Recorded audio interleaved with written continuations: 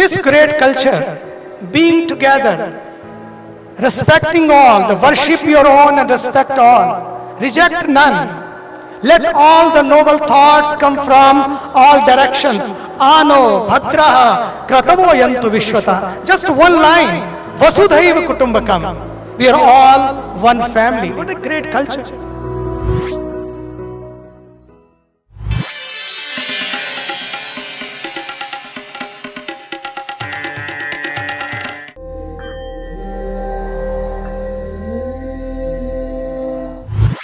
नमस्कार और स्वागत है विश्व शांति दर्शन के इस न्यूज बुलेटिन में। इस न्यूज बुलेटिन में हम देखते हैं सकारात्मक या पॉजिटिव खबरें। सबसे पहले नजर आज की सुर्खियों पर। वर्ल्ड पीस पार्लियामेंट का तीसरा शानदार दिन संपन्न। विश्व का सबसे बड़ा तिरंगा लद्दाख में लहराया। न ट्रैक्टर न हल, सीधे मोटरसाइकिल से की खेती। शाकाहारी भोजन से भी पर्याप्त प्रोटीन मिल सकता है। किस्सा कुर्सी का, जो भारत से शुरू होकर इंग्लैंड में जा पहुंचा।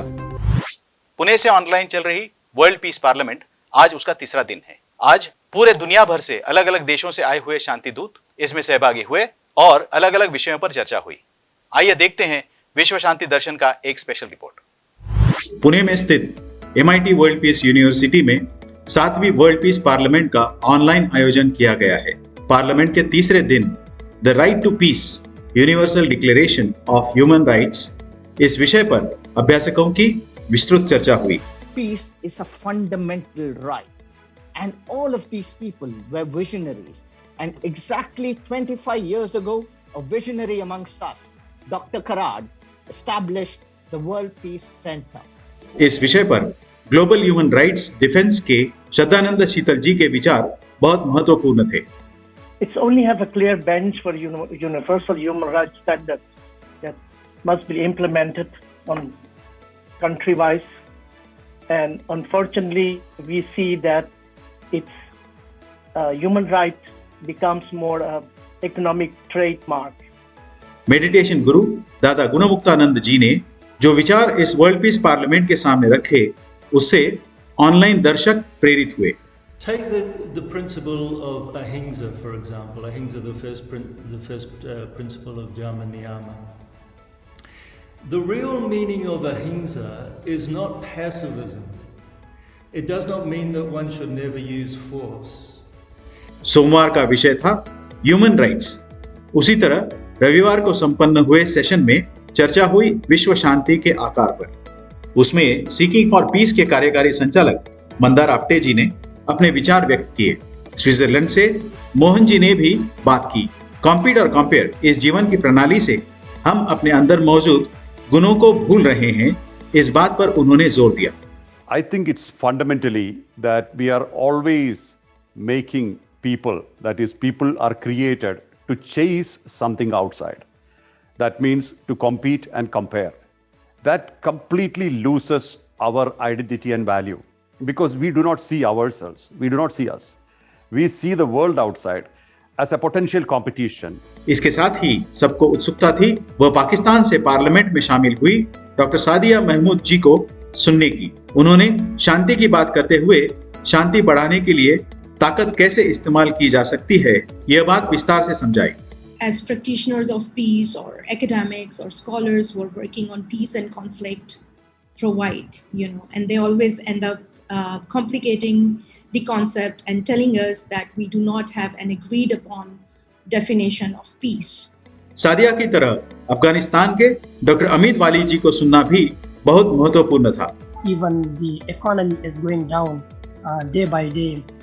That's a very tough situation, and working for peace, empowerment, democracy, nation building is very risky for the last 20 years that I have been engaged. MIT world peace university के संस्थापक अध्यक्ष और मार्गदर्शक श्री विश्वनाथ दा कराड जी के संकल्पना से इस वर्ल्ड पीस पार्लियामेंट की शुरुआत हुई, जिसे अपने विजन से और ऊर्जा से बड़ा किया उस MIT वर्ल्ड पीस यूनिवर्सिटी के कार्यकारी अध्यक्ष श्री राहुल विश्वनाथ कराड जी ने। इसीलिए आज केवल भारत ही नहीं बल्कि पूरे विश्व भर में अलग अलग विभागों में काम कर रहे शांति दूत इस पार्लियामेंट में शामिल हुए। 2 अक्टूबर से शुरू हुई ये ऑनलाइन पार्लियामेंट 5 अक्टूबर तक चलेगी और इसका सीधा प्रसारण आप विश्व शांति दर्शन चैनल पर देख सकते हैं। विश्व का सबसे बड़ा तिरंगा 2 अक्टूबर को यानी गांधी जयंती के दिन लद्दाख में लहराया। आइए देखते हैं अभिमान से सीना चौड़ा कर देने वाली ये खबर। देश भर में 2 अक्टूबर को राष्ट्रपिता महात्मा गांधी जी की 192वीं जयंती मनाई गई। गांधी जयंती के अवसर पर हर किसी ने अपने अपने अंदाज में बापूजी को याद किया। इसी कड़ी में केंद्र शासित प्रदेश लद्दाख में भी गांधी जयंती को बेहद खास ढंग से मनाया गया। इस अवसर पर लेह में हाथ से बना खादी का सबसे बड़ा तिरंगा फहराया गया। इस तिरंगे को लेह की जनस्कार पहाड़ी पर लगाया गया। यह तिरंगा अपने आप में कुछ खास है। इसका वजन है 1400 किलोग्राम। इसकी लंबाई है 225 फीट। इस तिरंगे को बनाने के लिए 4500 मीटर खादी का कपड़ा इस्तेमाल किया गया। यह तिरंगा 27,500 वर्ग फुट क्षेत्र को कवर करता है। इस ध्वज को बनाने में 70 कारीगरों ने 40 दिन लगातार काम किया। यह झंडा खादी विकास बोर्ड और मुंबई की एक प्रिंटिंग कंपनी के सहयोग से बनाया गया। राष्ट्रीय ध्वज और अन्य तरह के झंडे बनाने वाले मुरुडकर झंडे वाले इस पुणे के मशहूर दुकान के मालिक गिरीश मुरुडकर ने इस विषय पर अपने विचार प्रकट करते हुए कहा, अभिमानास्पद कामगिरी के लिए हम सब जवानों का हार्दिक अभिनंदन करते हैं। झंडा, तिरंगा झंडा ये 3 रंगों के कपड़ों का सिर्फ मिलाप नहीं है, हिंदुस्तानियों के दिलों का मिलाप है, हमारी यूनिटी का और स्वाभिमान का विषय है।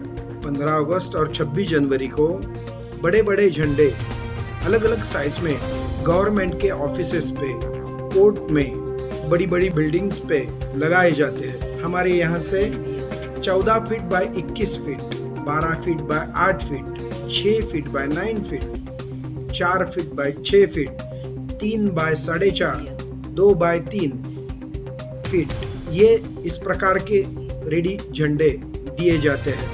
और ये झंडे सिर्फ हम बेचते नहीं, इसके साथ ध्वज का सम्मान रहे, उसके रूल क्या है, रेगुलेशन क्या है, इसके लिए भी अवेयरनेस स्कूलों में, कॉलेजेस में हम भारत फ्लैग फाउंडेशन के साथ सब अवेयरनेस पैदा करते हैं।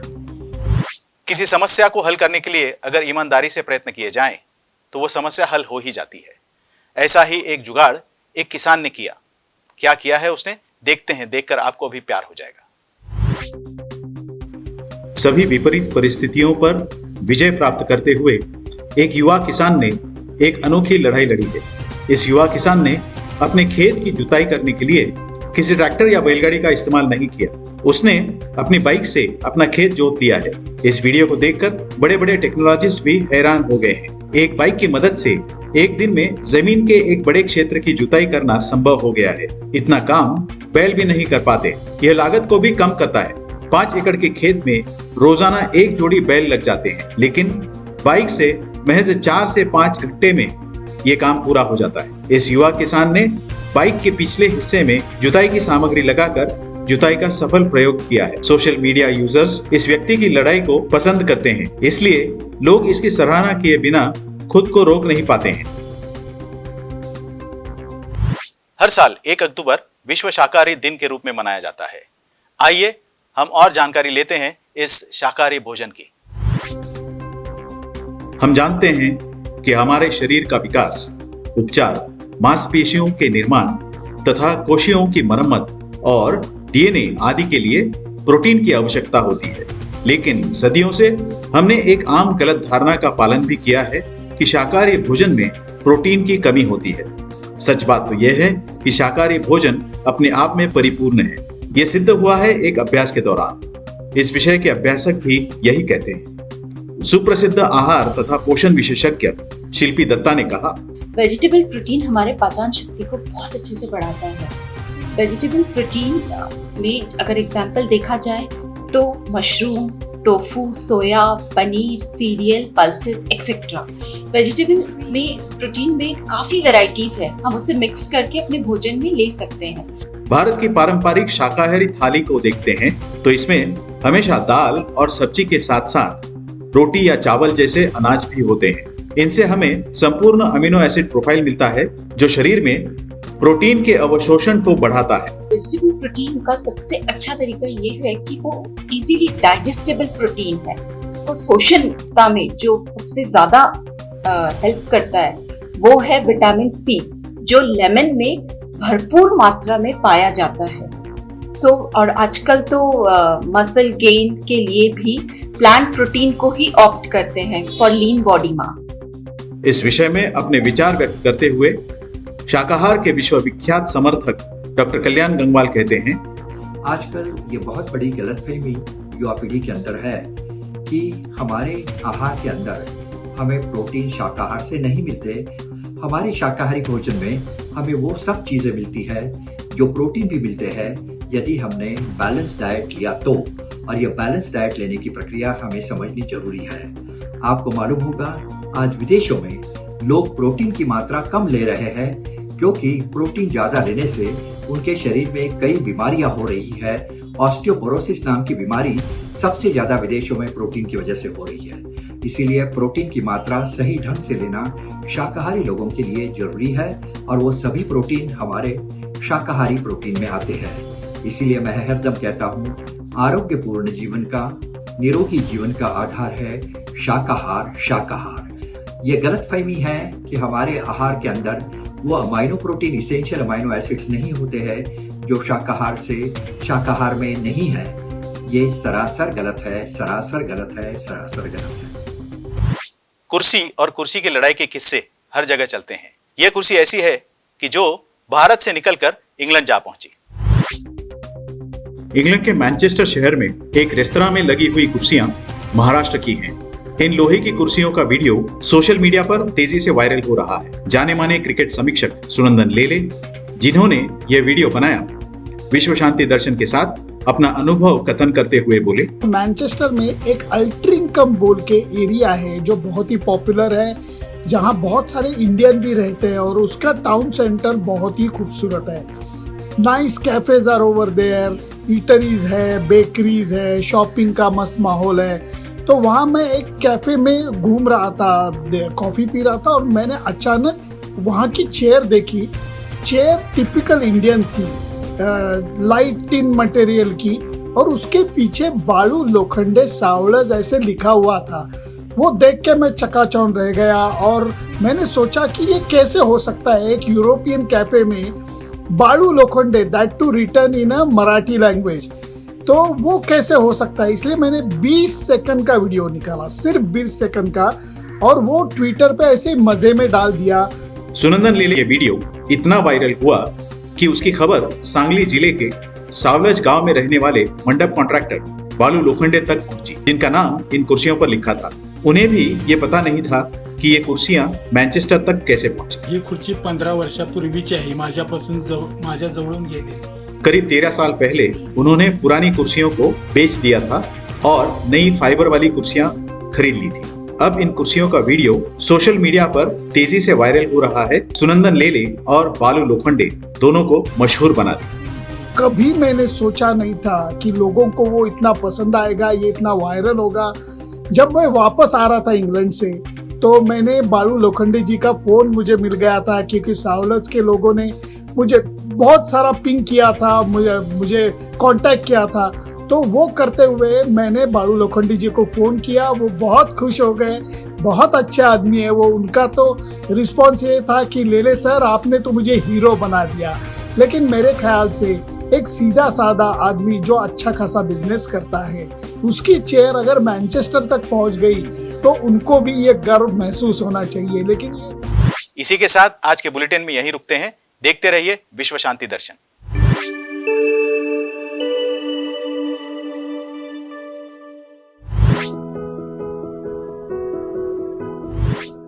This great culture, being together, respecting all, the worship your own and respect all, reject none. Let all the noble thoughts come from all directions. Ano bhadraha kratavo yantu vishwata. Just one line. Vasudhaiva kutumbakam. We are all one family. What a great culture.